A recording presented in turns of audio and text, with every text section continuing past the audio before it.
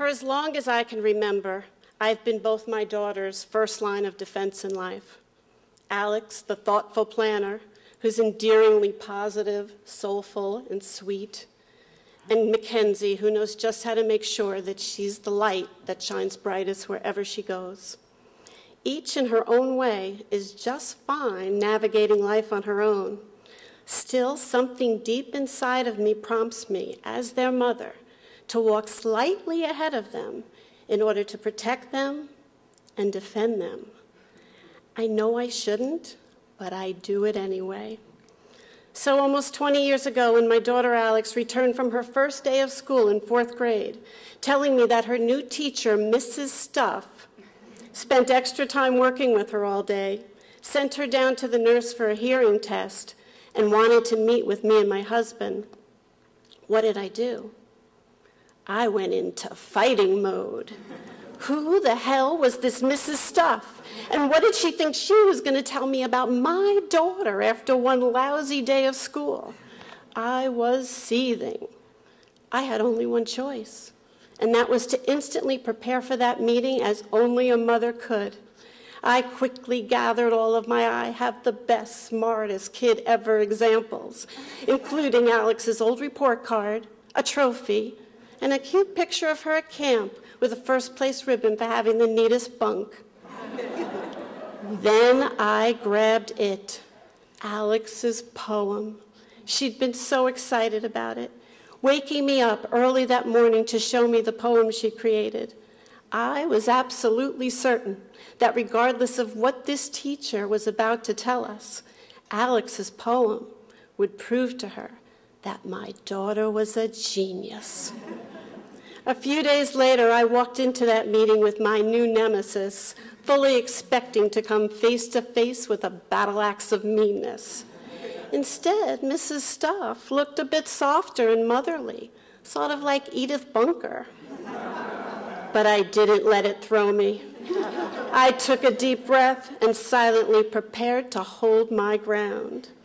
Mrs. Stuff began the meeting by saying she thought it was Alex's hearing at first, but it was something more.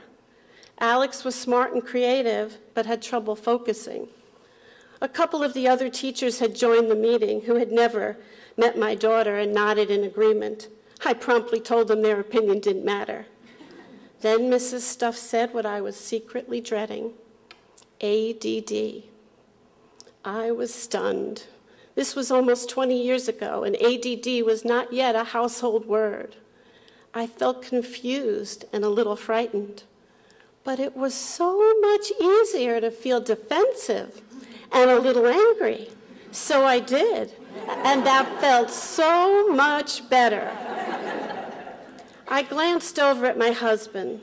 He was nodding, listening intently, and seeming to agree, never daring to look back at me and say, I told you so, because he had. In my anger, I began to see him clearly now. My husband was a traitor. He was one of them. I was alone. I lined up my ammunition, and I took out the big guns. I took out the poem. Interrupting the needless chatter, I broke into the conversation and said, actually, you will see that you were all mistaken. I'd like you all to take a look at Alex's poem she wrote the other day. You will see that my daughter is clearly not a girl without focus. I hurriedly stood up and passed out my proof of my daughter's non-ADD excellence and waited for them to read her poem about a little kid who was faking sick so she didn't have to go to school until she finally realized it was Saturday. Here it comes. Now is the part where they tell me that as her mother, I know her best, and they were wrong, and how focused, smart, creative, wonderful, and perfect my daughter was. Mrs. Samet, Mrs. Stuff said, and not at all smugly, and I thank her for that. It's a wonderful poem. In fact, I've always loved it. But Alex must have been playing a little joke on you, because it's actually a poem called Sick by Shel Silverstein, the famous children's author. Well, I could tell you how truly, truly mortified I was at that moment. but I'd rather jump to the where are we now part of the story. My husband, the traitor, is a prominent psychologist who's tested, diagnosed, and changed the lives of hundreds of children with ADD. And in hindsight, I probably should have listened to him. Mrs. Stuff continued to be quite influential in many children's lives because she actually took the time to know and understand each child that walked into her classroom, even on the first day of school. And Alex, she's amazing. She still has ADD, successful, lives in Manhattan.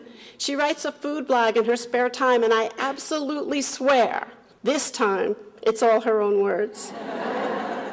I will tell you that she excelled in life, in spite of her ADD, or maybe even because of it. And me.